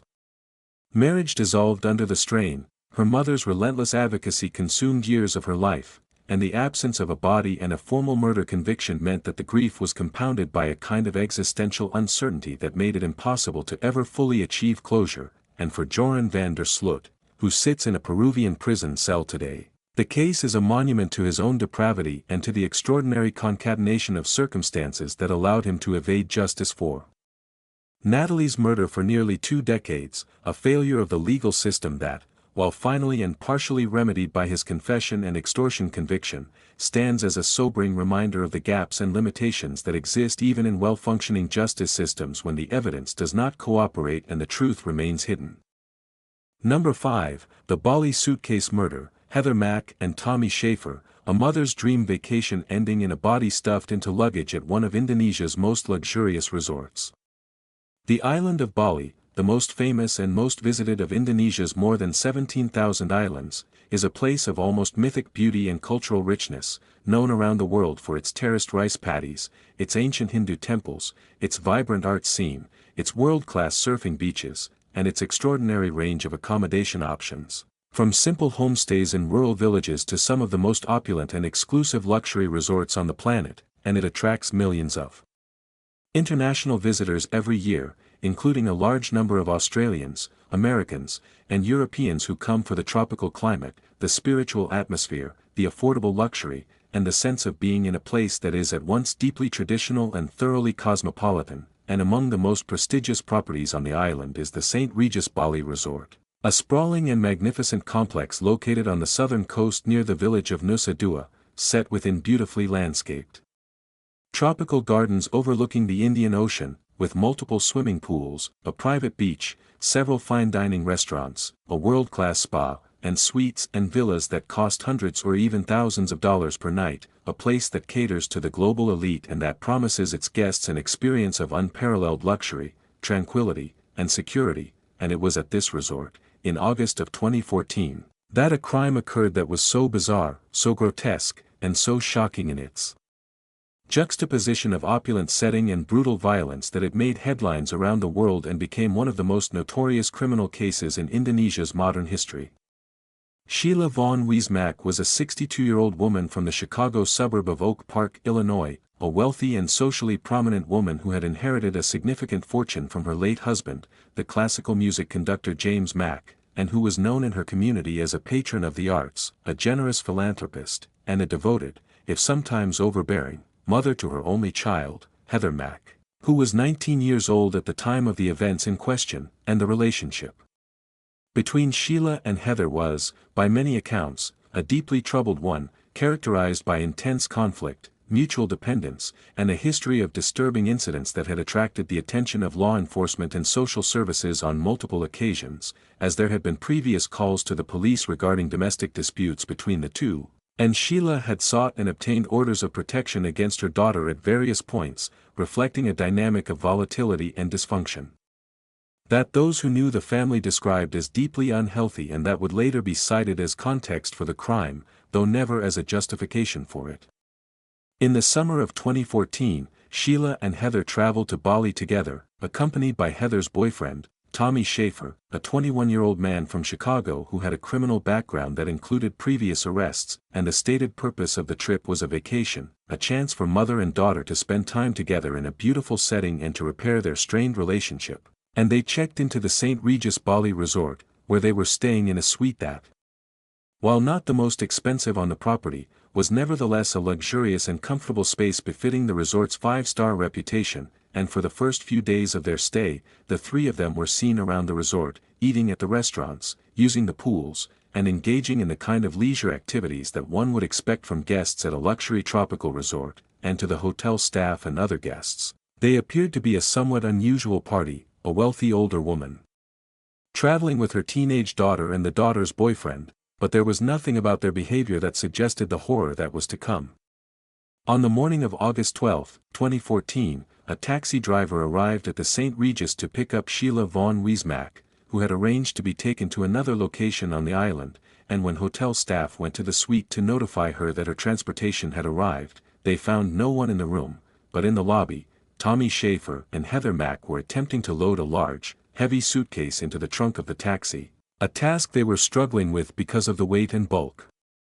of the item, and the taxi driver, who had been waiting in the vehicle, later reported that when he got out to help, he noticed that the suitcase was leaking a foul-smelling liquid that he initially thought might be from a spoiled food item but that, given its quantity and odor, struck him as deeply suspicious, and the behavior of Schaefer and Mack, who appeared nervous and evasive when questioned about the contents of the suitcase, only added to his unease, and the situation came to a head when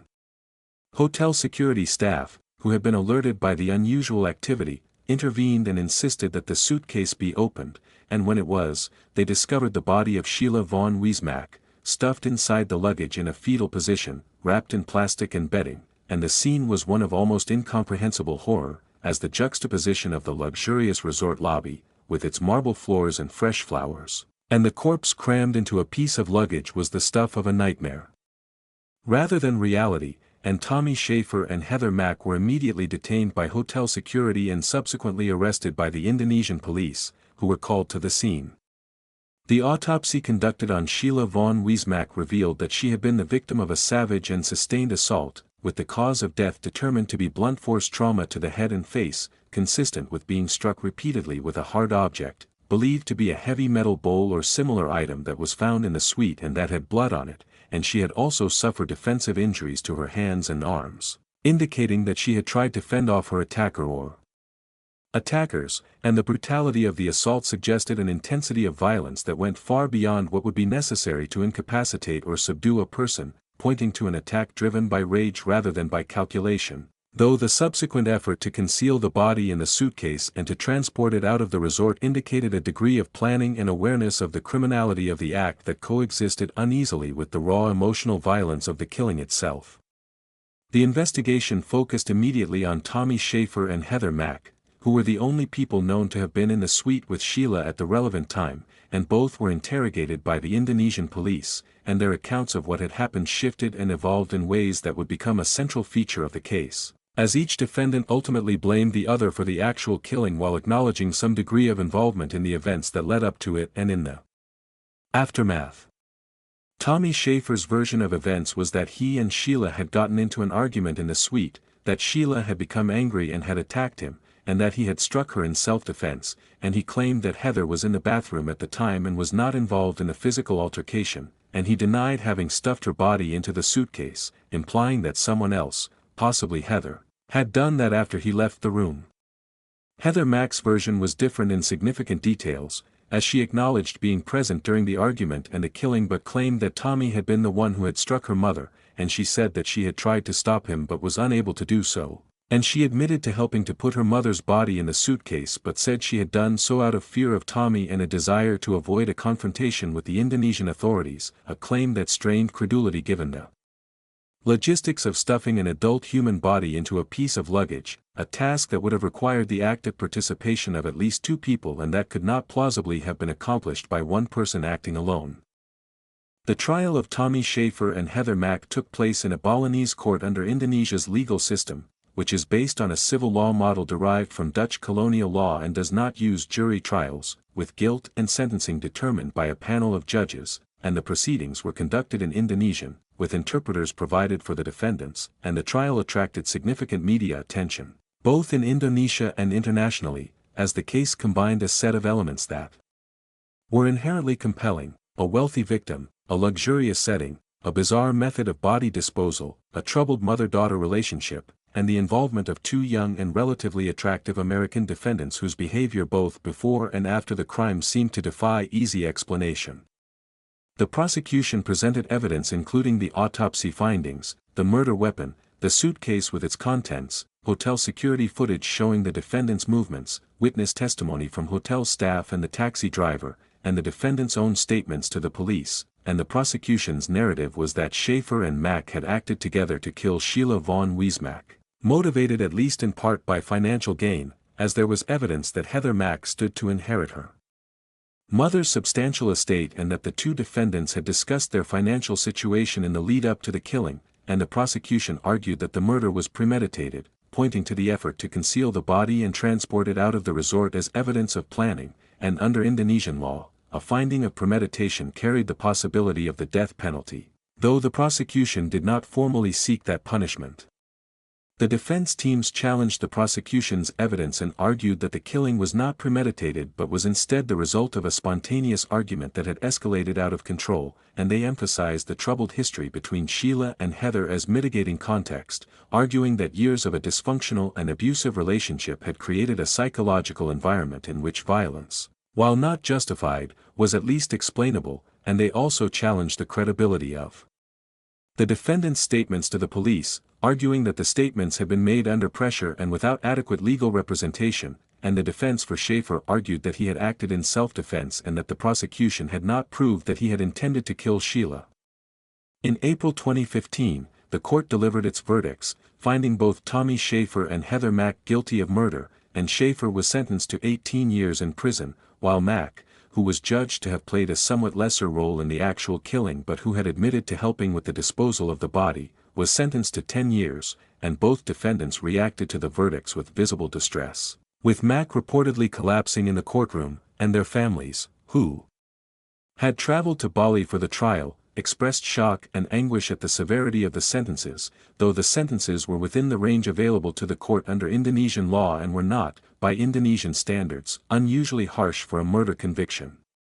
Both defendants appealed their convictions, but the appeals were unsuccessful, and they were transferred to Indonesian prisons to serve their sentences, with Mack being held at the Karabakan prison in Bali, a facility that had housed other foreign nationals convicted of crimes in Indonesia and that had a reputation for overcrowding and harsh conditions, though Mack's experience there was reportedly somewhat better than that of the average inmate, as her family was able to provide her with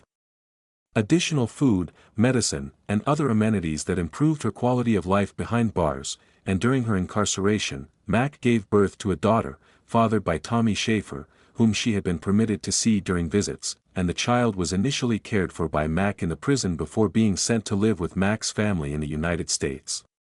Heather Mack was released from prison in 2021, having served roughly 6.5 years of her 10-year sentence, a reduction that was attributed to good behavior and to remissions that are routinely granted to prisoners in Indonesia on national holidays and other occasions, and upon her release, she was deported to the United States, where she was almost immediately arrested by federal authorities on charges stemming from the original case, as the U.S. government had been investigating whether the conspiracy to kill Sheila von Weismack had been planned in the United States before the three traveled to Bali, and in 2021, Mack pleaded guilty to a federal charge of conspiring to kill a U.S. citizen in a foreign country, and she was sentenced to an additional 26 months in an American federal prison, a sentence that, given time already served, resulted in her relatively swift release, and she was reunited with her daughter, who had been living with Mac's family in Chicago. Tommy Schaefer remained in an Indonesian prison, having been denied the early release that Mac had received, and his family continued to advocate for his return to the United States, though the process of transferring a prisoner between countries is complex and time-consuming, and as of the most recent information, Schaefer was still serving his sentence in Indonesia. For the St. Regis Bali Resort, the case was a public relations nightmare of the first order, as the image of a blood-soaked suitcase being loaded into a taxi in the lobby of one of the world's most luxurious hotels was not the kind of association that any resort wants, and while the property ultimately recovered and continues to operate as a five-star destination, the case remains a dark chapter in its history, a reminder that even the most exclusive and secure environments are not immune to the violence that human beings are capable of inflicting on one another, and for the broader tourism industry in Bali, the case was another in a series of incidents that highlighted the potential dangers that foreign visitors can face, even in destinations that are generally safe and welcoming, and it reinforced the importance of vigilance, both on the part of tourists and on the part of the hospitality industry, in recognizing and responding to the signs of domestic conflict and potential violence that may be present among guests, as the tragedy of Sheila Vaughan Wiesmack was, at its core, a domestic violence case that escalated to murder, and the fact that it occurred in a luxury resort in a foreign country did not change its essential nature. It only made it more visible and more shocking to a global audience that was unaccustomed to seeing the raw reality of interpersonal violence displayed in such an incongruous and disturbing setting. Number 6, the machete attack on tourists in Fiji, a paradise shattered by blade strikes on a jungle path to a waterfall.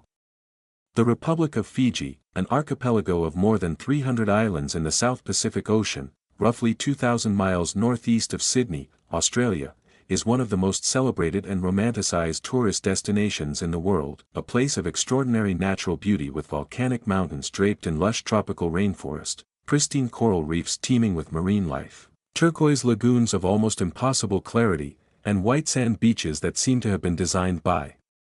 nature itself to embody the human ideal of a tropical paradise, and the Fijian people are renowned for their warmth, their hospitality, and their deep cultural traditions, and the country has long marketed itself to international visitors as the place where happiness comes naturally, a slogan that captures the genuine sense of ease and contentment that many travelers experience when they visit the islands. And Fiji's tourism industry, which is the largest sector of the national economy, has been remarkably successful in projecting this image of a safe, welcoming, and idyllic destination, attracting hundreds of thousands of visitors every year from Australia, New Zealand, North America, Europe, and increasingly from Asia, and while Fiji, like any country, is not without its social problems, including poverty, unemployment, and occasional political instability, the incidence of violent crime against tourists has historically been very low, which is why the attack that occurred in March of 2023 on the island of Vanuatu, Fiji's second-largest island, was so shocking and so damaging to the country's reputation. Savusavu is a town on the southern coast of Vanuatu, often referred to as the hidden paradise of Fiji, a place of stunning natural beauty that is less developed and less visited than the main island of Viti Levu, and it is known for its hot springs, its rainforest, its spectacular waterfalls, and its laid-back, small-town atmosphere, and it attracts a particular type of tourist, people who are looking for an authentic and unspoiled Fijian experience, away from the larger resorts and the more commercialized tourist areas, and among the attractions in the Savusavu area are several beautiful waterfalls that can be reached by hiking through the rainforest, and these hikes, often guided by local residents who know the trails and the terrain, are a popular activity for visitors who want to experience the island's natural environment up close, and it was on one of these hikes, on a trail leading to a waterfall, that a horrific attack took place that would send shockwaves through Fiji and around the world.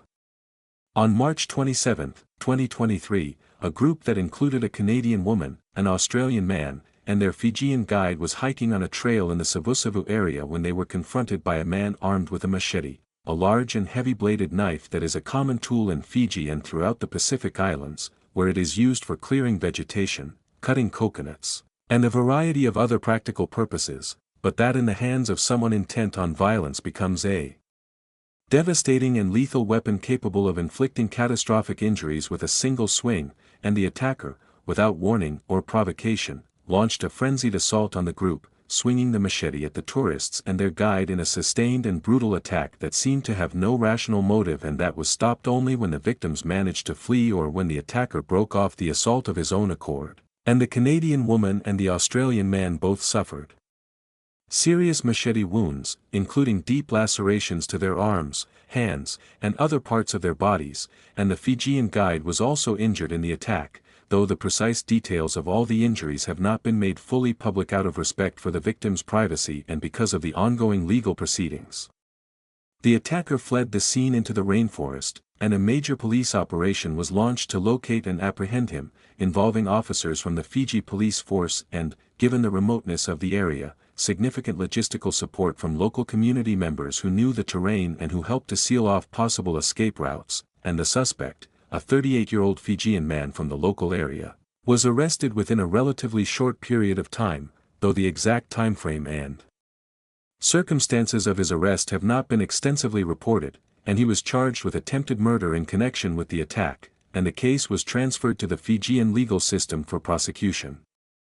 The attack generated enormous media coverage in Fiji, Australia, Canada, and New Zealand, countries that are major sources of tourists for Fiji and whose citizens felt a particular sense of shock and vulnerability at the idea that a random and brutal assault could befall tourists in a place that was widely regarded as one of the safest and most welcoming destinations in the Pacific. And the Fijian government and tourism industry responded with alarm and with a concerted effort to contain the damage, issuing statements condemning the attack, expressing sympathy for the victims, and assuring the international community that Fiji remained a safe destination and that the attack was an isolated incident committed by a single individual and not reflective of any broader threat to tourist safety, and the Prime Minister of Fiji, Sitiveni Rabuka, personally addressed the incident, expressing his outrage and his commitment to ensuring that the perpetrator was brought to justice and that measures were put in place to prevent similar incidents in the future. For the victims of the attack, the physical injuries were severe and required extensive medical treatment, including surgery and rehabilitation, and the psychological trauma of being attacked without warning in a remote jungle location by a man wielding a machete was profound and enduring, as the sense of violation and fear that such an experience produces does not end when the physical wounds heal. And the Canadian and Australian governments provided consular assistance to their respective citizens, including helping to arrange medical evacuations and supporting the victims and their families during the recovery process, and the Fijian government and the tourism industry also provided support, including covering medical expenses and offering other forms of assistance. A response that reflected both a genuine concern for the victims' welfare and a pragmatic recognition that the way the case was handled would have a significant impact on Fiji's international reputation. The case also prompted a broader discussion within Fiji about the safety of tourists in remote and unregulated areas, as the hike to the waterfall where the attack occurred was not part of any formal or regulated tourism operation but was instead an informal activity arranged through local contacts. And this raised questions about whether more should be done to ensure that tourist activities in remote areas are properly supervised, that guides are vetted and trained, and that visitors are made aware of the potential risks, however small, of traveling in areas where emergency services may be far away and where communication may be limited, and these questions, while not new in the context of adventure tourism in developing countries, took on a particular urgency in the wake of the machete attack, as the incident demonstrated in the most visceral way possible that the beauty and remoteness of a destination can also be its vulnerability, and that the very qualities that attract tourists to places like Savusavu, the sense of being in an unspoiled and uncrowded natural environment, can also mean that help, if needed, may not be readily available. The legal proceedings against the attacker were conducted within the Fijian court system, and while the case was ongoing as of the most recent available information, the charges of attempted murder carried the possibility of a very lengthy prison sentence if the defendant was convicted, reflecting the severity of the crime and the Fijian authorities' determination to demonstrate that violence against tourists would not be tolerated, and the case was being closely watched by the tourism industry.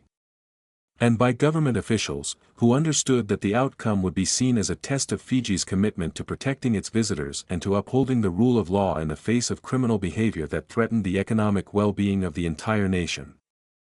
For the town of Savusavu and for the broader Fijian tourism industry, the machete attack was a stark reminder that the image of paradise that is so carefully constructed and maintained by marketing campaigns and travel writers is, at its core, an illusion, or at best a partial truth, and that behind the palm trees and the crystal-clear water lies a real place with real people, some of whom, as in any society, are capable of violence, and that the challenge for any tourist destination is not to pretend that this violence does not exist but to manage it effectively, to respond to it decisively when it occurs, and to ensure that the response itself does not do more damage to the destination's reputation than the original incident, a delicate balancing act that Fiji, like many other countries that depend on tourism, must navigate with care and with an awareness that the stakes, both for the individuals directly affected and for the millions whose livelihoods depend on the industry, are extraordinarily high. Number 7. The murder of tourists at a Tanzanian lodge, a luxury safari turned into a killing field in the African bush. Tanzania, the largest country in East Africa, is home to some of the most spectacular and iconic landscapes and wildlife populations on the planet, including Mount Kilimanjaro, the Serengeti ecosystem with its annual wildebeest migration, the Ngorongoro crater, and the vast and relatively untouched wilderness areas of Ruaha, Seelis, and Katavi, and the country's safari tourism industry, which is a major pillar of the national economy, attracts hundreds of thousands of visitors every year who come to experience the thrill of seeing Africa's legendary wildlife, including lions, elephants, leopards, buffalo, rhinoceroses, giraffes, zebras, hippos, and countless other species, in their natural habitats. And the safari experience in Tanzania ranges from budget-friendly camping trips to ultra-luxury lodges and camps that can cost thousands of dollars per night and that offer an experience of exclusivity, comfort, and wilderness immersion that is unmatched anywhere else in the world, and it is this luxury end of the safari market that has been particularly important to Tanzania's tourism strategy, as the high per-visitor spending associated with luxury safaris generates significant revenue and employment while minimizing the environmental impact that larger numbers of budget tourists would produce, and the country's luxury safari lodges are generally located in remote areas, often within or adjacent to national parks and reserves, and they are designed to offer their guests a sense of being in the wild while providing a level of safety and security that allows them to relax and enjoy the experience without excessive fear, and this sense of security is carefully cultivated and maintained by lodge operators, who invest in trained security staff, communication systems, and relationships with local communities and park authorities, and for the vast majority of visitors, the safari experience in Tanzania is safe, transformative, and deeply rewarding, but the events of February 2024 demonstrated in the most devastating way possible that no amount of planning and investment can entirely eliminate the risk of violence in places that are, by their very nature, remote and difficult to secure.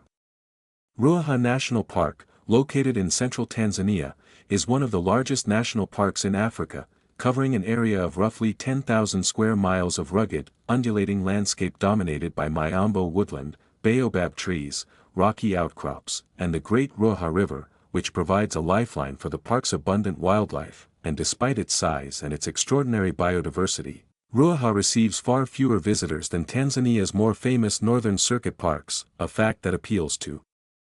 safari enthusiasts who are seeking a more remote and less crowded experience, and the park is home to several luxury lodges and tented camps that cater to this market, and it was at one of these lodges, in the early hours of February 25, 2024, that an armed robbery escalated into a double murder that shocked Tanzania and the global safari industry. The victims were a British man and a South African woman who were staying at the lodge as guests, along with a Tanzanian guide who was with them at the time of the attack, and the perpetrator, or perpetrators, entered the lodge property at night, armed with firearms, and attempted to rob the guests, and during the course of the robbery, something went wrong, whether because the victims resisted, or because the robbers panicked, or because the violence was planned from the outset, and shots were fired, and the British man, the South African woman, and the Tanzanian guide were all hit, and the two tourists died from their injuries, while the guide was also seriously wounded, though his condition and the extent of his recovery have not been extensively reported, and the attacker or attackers then fled the scene, disappearing into the vast and rugged landscape that surrounds the lodge.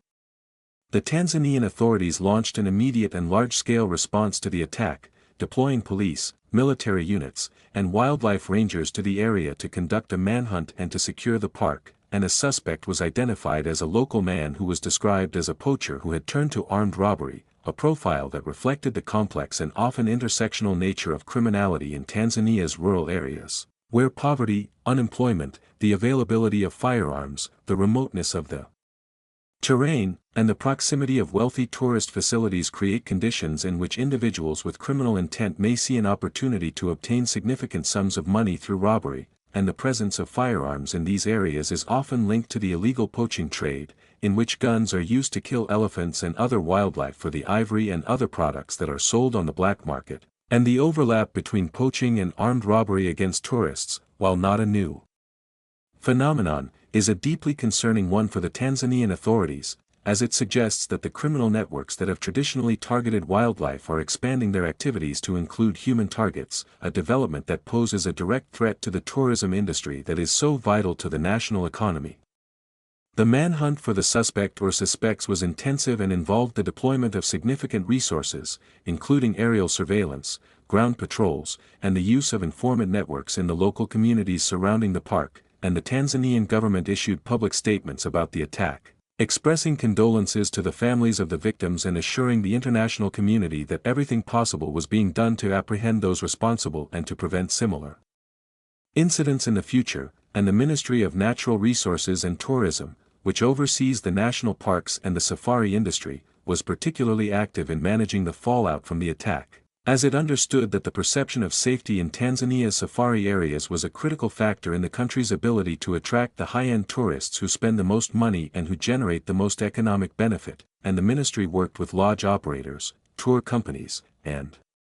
international tourism boards to craft a response that would reassure potential visitors without minimizing the seriousness of what had occurred.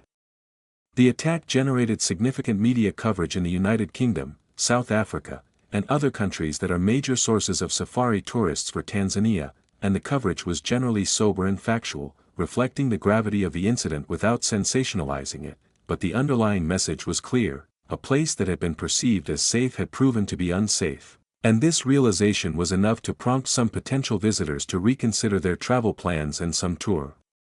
operators to temporarily suspend operations in the affected area, and the economic impact of the attack, while difficult to quantify precisely, was undoubtedly negative, as safari bookings in Tanzania are sensitive to safety concerns and a single high-profile incident can have a disproportionate effect on perception and demand, particularly in the luxury segment where guests are paying premium prices and have high expectations for security and service. For the families of the victims, the attack was a catastrophe of the most devastating kind, as their loved ones had traveled to Tanzania for what was supposed to be the experience of a lifetime, a chance to see the wonders of the African bush in comfort and safety, and they had instead been gunned down in their lodge in the middle of the night, a death that was as sudden as it was senseless, and the logistics of repatriating the bodies, dealing with the Tanzanian authorities, and navigating the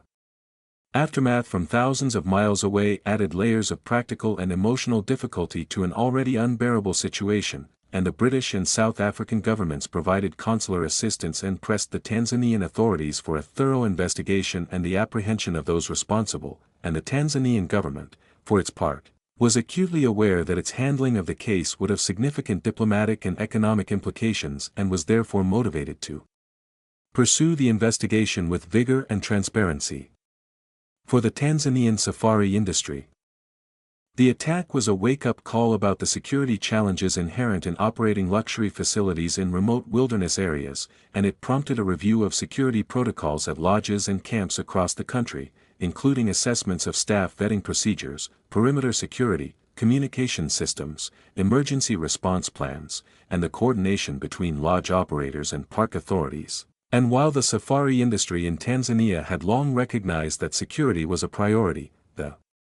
Ruaha attack demonstrated that the threat was not hypothetical but real and immediate, and that the cost of failing to address it could be measured not only in economic terms but in human lives, and the challenge for the industry going forward is to enhance security without compromising the wilderness experience that is the whole point of a safari, a delicate balancing act that requires investment, innovation, and a willingness to confront uncomfortable realities about the world in which these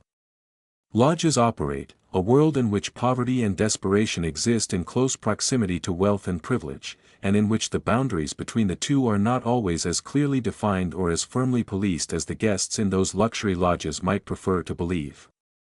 The broader implications of the Ruaha attack extend beyond Tanzania to the entire African safari industry, as the perception of risk in one country can affect tourism across the continent, and the incident served as a reminder that the success of the safari model, which depends on bringing relatively wealthy and often relatively inexperienced visitors into close proximity to wilderness and to the communities that live adjacent to it, is inherently fragile, and that maintaining the trust and confidence of those visitors requires a sustained and credible commitment to their safety, a commitment that must be demonstrated not only in the marketing materials and the glossy brochures but in the actual conditions on the ground, in the training and professionalism of the staff, in the reliability of the security infrastructure, and in the effectiveness of the response when, despite all precautions, something goes terribly wrong. Number 8. The murder of Carla Stefaniak, Bismarck Espinosa Martinez, a birthday trip to Costa Rica that ended in a shallow grave near a rented apartment in Escazú. Costa Rica, the small Central American nation of roughly 5 million people nestled between Nicaragua to the north and Panama to the south, has been one of the most successful and consistently popular tourist destinations in the Americas for several decades, celebrated for its extraordinary biodiversity, its stunning natural landscapes, which range from volcanic peaks and cloud forests to Pacific and Caribbean coastlines of surpassing beauty, its well-developed ecotourism industry, and its long-standing reputation as one of the most stable, democratic, and safe countries in a region that has historically been plagued by political violence and civil conflict, and the country has capitalized on this reputation with the slogan Pura Vida, which translates roughly as pure life and which encapsulates the laid-back, optimistic, and nature-loving spirit that Costa Ricans, known as Ticos, project to the world and that visitors find deeply appealing, and Costa Rica's tourism industry, which accounts for a significant proportion of the national economy and employs hundreds of thousands of people, has been remarkably effective in branding the country as a kind of tropical Switzerland, a place of natural beauty, political stability, and personal safety that is an ideal destination for families, solo travelers, retirees, and adventure seekers alike. And while this image is not entirely inaccurate, as Costa Rica is indeed more stable and safer than many of its Central American neighbors, it is also not the complete picture, as the country has struggled in recent years with rising rates of violent crime, including homicides, robberies, and drug-related violence, driven in part by its geographical position on the transit route for narcotics moving from South America to North America. And this gap between the country's carefully cultivated image and the more complex and sometimes dangerous reality was exposed in a particularly devastating way by the murder of Carla Stefaniak in November of 2018. Carla Stefaniak was a 36-year-old woman of Venezuelan and Colombian heritage who lived in Tampa, Florida, and worked in the real estate industry, and she was a vibrant, outgoing, and adventurous person who loved to travel and who had visited Costa Rica multiple times before, and in November 2018, she traveled to San Jose, the capital city, to celebrate her 36th birthday, which was on November 13th, and she was accompanied by her sister-in-law, April Burton, and the two women stayed at an Airbnb rental in the neighborhood of Escazú, a suburb of San Jose that is known as one of the more upscale and expatriate-friendly areas of the metropolitan region, with a significant population of American and European residents, good restaurants, shopping centers, and a general atmosphere of prosperity and safety that makes it a popular base for foreign visitors. And Carla and April spent the days leading up to the birthday enjoying the local restaurants, exploring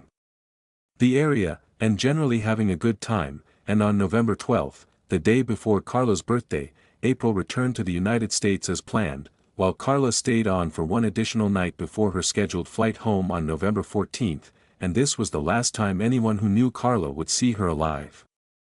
After April's departure, Carla spent the evening of November 12 at a local bar or restaurant and then returned to the Airbnb, and she was in communication with friends and family via text messages and social media during the evening and into the early hours of November 13th, and the last messages she sent, which were posted on social media, indicated that she was alone at the Airbnb and that the power had gone out, and after that, there was silence, and when Carla failed to board her scheduled flight back to Florida on November 14th and failed to respond to attempts to contact her, her family and friends became increasingly alarmed, and they contacted the Airbnb host, who went to the property and found Carla's belongings still in the room but no sign of Carla herself, and the family then reported her missing to the Costa Rican authorities and launched a social media campaign to publicize her disappearance, hoping that someone had seen her or had information about her whereabouts. The search for Carla Stefaniak was intense and immediate, involving the Costa Rican Judicial Investigation Police, known as the OIJ, as well as private investigators hired by the family and a vast network of volunteers and concerned individuals who had been mobilized by the social media campaign, and the search focused initially on the area around the Airbnb in Escazú, and it was there, on November 28, 2 weeks after Carla had last been seen, that her body was discovered in a shallow grave just a short distance from the property where she had been staying, partially covered by plastic and dirt, and the condition of the body indicated that she had been the victim of a violent assault, with blunt force injuries to the head and neck, and the discovery of the body transformed the case from a missing persons investigation into a murder investigation, and the focus of the OIJ's efforts shifted to identifying and apprehending the killer. The investigation quickly centered on the security guard who had been assigned to the Airbnb property where Carla had been staying, a 32-year-old Nicaraguan national named Bismarck Espinoza Martinez, who had been working as a guard at the property and who was one of the last people known to have had access to the area where Carla's body was found, and the evidence against Espinoza accumulated rapidly, as security camera footage from a neighbor's property appeared to show him entering the Airbnb property at a time that was consistent with the estimated time of the murder, and forensic evidence, including DNA, was recovered from the crime scene that was linked to Espinoza, and he was arrested and charged with murder in early December 2018, roughly 3 weeks after Carla's body had been found, and his arrest was announced by the Costa Rican authorities with a degree of public fanfare that reflected the intense media interest in the case and the political pressure on the OIJ to demonstrate that it was capable of solving a high-profile crime against a foreign tourist. The case against Bismarck Espinoza Martinez was built on a combination of forensic evidence, including DNA recovered from the victim's body and from the crime scene, security camera footage, and circumstantial evidence placing him at the property at the relevant time, and the prosecution's narrative was straightforward. Espinoza had used his position as a security guard to gain access to Carla Stefaniak on the night of November 12 or in the early hours of November 13, had entered the Airbnb where she was staying alone, had attacked her, had killed her, and had then buried her body in a shallow grave near the property in an attempt to conceal the crime, and the motive, while never definitively established, was believed to be sexual, as there was evidence of a sexual assault, and the prosecution argued that Espinoza had seen Carla alone and vulnerable and had seized the opportunity to attack her, a scenario that, while horrifying in its simplicity, was consistent with the pattern of many crimes of this type, in which a predator exploits a moment of vulnerability to commit violence. The legal proceedings against Espinoza were lengthy, extending over several years, as the Costa Rican judicial system, like many in Latin America, operates at a pace that can be frustratingly slow by the standards of victims' families and of the international media, and the case went through multiple stages, including preliminary hearings, evidentiary proceedings, and the trial itself. And during this time, Espinoza was held in custody in a Costa Rican prison, and the Stefaniak family maintained a tireless advocacy effort, working with Costa Rican authorities, the U.S. Embassy, and the media to ensure that the case remained in the public eye and that the legal process was not allowed to languish in obscurity, and their efforts were significantly aided by the extensive media coverage that the case had generated in both Costa Rica and the United States, where Carla's story had been picked up by major news networks and had become a cause of particular interest to the Venezuelan American community and to true crime enthusiasts. In 2023, nearly 5 years after Carla's murder, Bismarck Espinoza Martinez was found guilty of murder and sexual assault by a Costa Rican court and was sentenced to 52 years in prison, A sentence that reflected both the severity of the crime and the Costa Rican judiciary's recognition of the need to impose a punishment that was commensurate with the brutality of the act and that would serve as a deterrent to others who might consider committing similar crimes against tourists, and the verdict and sentence were reported as a measure of justice for Carla's family, though the family's statements made clear that no legal outcome could ever undo the harm that had been done or restore the person they had lost, and the case was widely cited as an example of the Costa Rican authorities' willingness and ability to investigate and prosecute crimes against foreign tourists, even in cases where the legal process is prolonged and difficult. For Costa Rica's tourism industry, the murder of Carla Stefaniak was a significant and damaging event, as it directly contradicted the country's carefully cultivated image of safety and tranquility and raised difficult questions about whether the reality of crime in Costa Rica had outpaced the reputation. And the case was particularly damaging because it involved an Airbnb property rather than a hotel or resort, as the rapid growth of the sharing economy in Costa Rica had created a large and largely unregulated market for vacation rentals, many of which did not have the same security measures, trained staff, or professional management as traditional hotels, and the fact that Carla's killer was a security guard employed at the property raised additional concerns about the vetting and supervision of security personnel in the informal rental market, concerns that were shared by tourism officials, by Airbnb itself, and by the Costa Rican government, which subsequently took steps to increase oversight of the vacation rental sector and to improve the standards for security personnel, though the effectiveness of these measures in a market as large and diffuse as Costa Rica's vacation rental industry remains an open question. For the Stefaniak family, the case was a life-altering tragedy that began with a birthday trip and ended with a body in a shallow grave and a 5-year legal battle for justice, and their experience highlighted the particular vulnerability of solo travelers, especially women, in destinations where the safety infrastructure may not be as robust as the marketing suggests, and their advocacy in the aftermath of Carla's death, including their public calls for improved safety measures and their engagement with the Costa Rican legal system, contributed to a broader awareness of these issues and to a growing recognition within the tourism industry that the safety of guests, whether they are staying in a 5-star resort or an Airbnb rental, is a responsibility that cannot be delegated or abdicated, and that the cost of failing to meet that responsibility is measured not only in economic terms but in the incalculable value of human lives that are lost or destroyed when the systems designed to protect them fail. And for Carla Stefaniak herself, a woman who loved travel and who had chosen Costa Rica as the place to celebrate another year of life, the tragedy was the starkest possible reminder that the line between a dream vacation and a nightmare can be as thin as the wall of an Airbnb rental, guarded by a man who was supposed to be protecting the guests but who instead became the instrument of their destruction, and her story, like the others in this compilation, stands as an enduring testament to the fact that beauty, however breathtaking, is never a guarantee of safety, and that the places we go to escape the dangers of the world are, in the end, still part of that world, with all of its darkness and all of its capacity for harm.